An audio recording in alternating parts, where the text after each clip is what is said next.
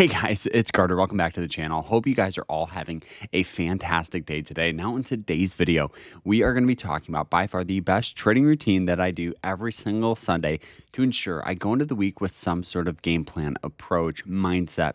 I always imagine the week ahead like an NFL team ready to go into the Super Bowl or a game. They have a playbook. They know the opponent. They know, and the offense, the defensive playbook, all that stuff. They're dialed in and focused for the week ahead. I have that same approach when it comes with the market, right? I have a playbook, I have a strategy, I have a defensive strategy. If my strategies aren't working, what am I going to do? If all of them are working, what am I going to do? All of this is crucial for your trade. So I hope you guys enjoy it. Smash that like button. But if you guys want to learn more about trading, like how I find these stocks, my strategies, my approach, check out our school. We got a Black Friday sale going on, which is one of the largest sales we've ever done. Code Black Friday. So check it out down below. Group chats, live streams, all of that stuff. Check it out. You won't regret it.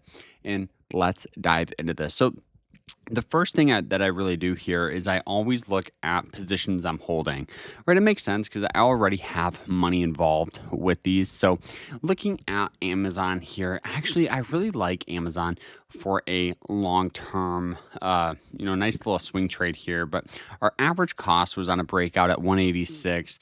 We've been just kind of holding this for a while now. I do think we could see a breakout here. We'll look more at that here in a little bit.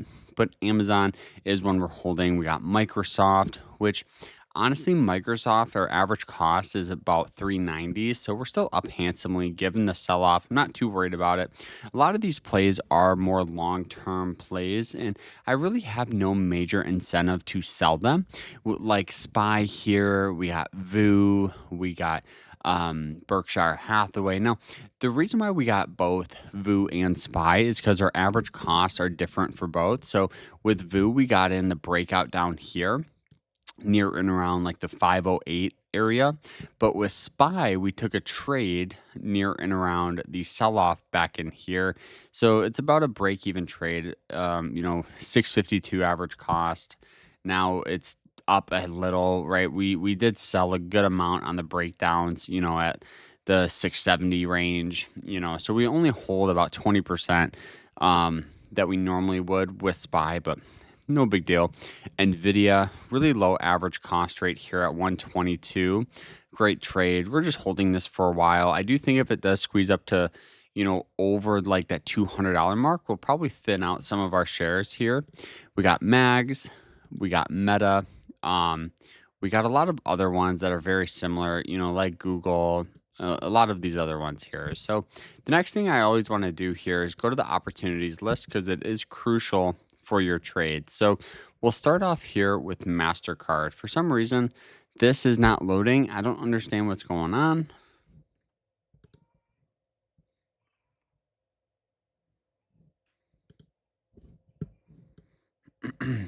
All right, so starting off here with MasterCard, one of the things I really like is kind of the trend of this downward trend, which is probably a little outside the norm. I'm sure you know normally I trade breakouts, but I do think we could see a nice little breakout here. Let's go ahead and get our drawing tools. Now, the broker I use, guys, for everybody that asks is Moomoo. I'll put a link to them down below.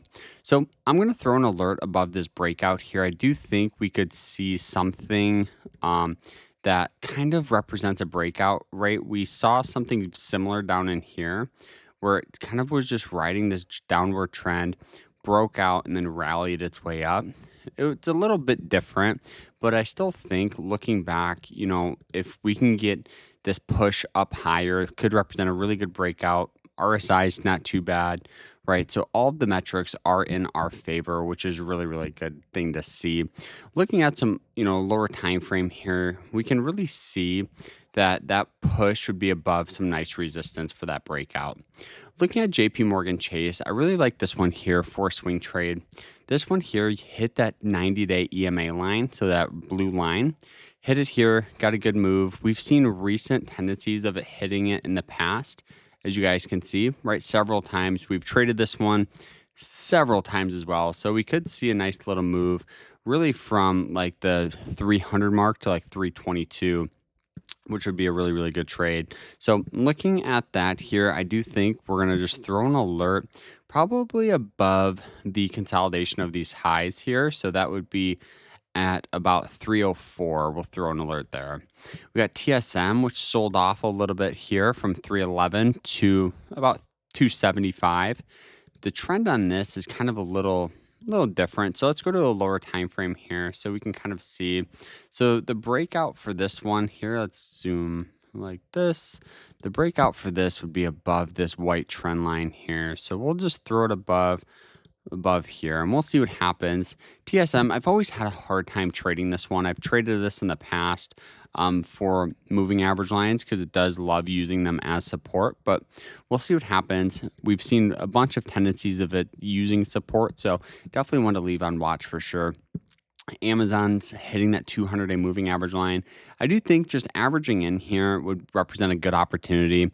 We know our average cost is a lot lower at the 189 area, but even if we picked up a couple of shares, we could bring our average cost to like the 195 to 200 range. So if it does push up higher, we got, a lot more shares. And if it sells off, right, our average cost is still pretty low. So we have a little more wiggle room there. Then we got Robinhood. Robinhood's good trend, good sell off here. So I never get fearful of sell off. I'm sure you guys noticed that. But the trend on this one looks pretty good. All right, something like this. So we'll just throw an alert above here. So we're ready to rock and roll.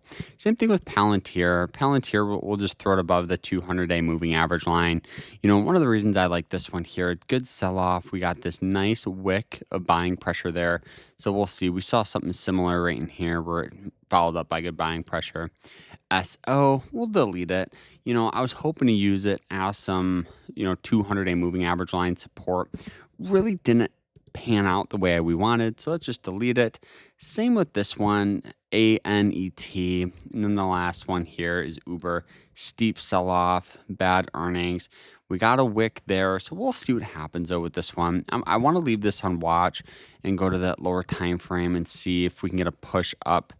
Even if we get a small breakout above, the $84 mark, could be a good buy. So guys, this is what I do every single Sunday, right? So a lot of it is the pre stuff, right? So setting alerts, scanning for plays, all of that stuff, guys. So check out our school where we actually teach you how to find some of these stocks. They're fantastic. It's easy to do. And if you guys want to sign up with Mumu, there's a link down below. So follow, and I hope you guys have a great rest of your day and take care, guys.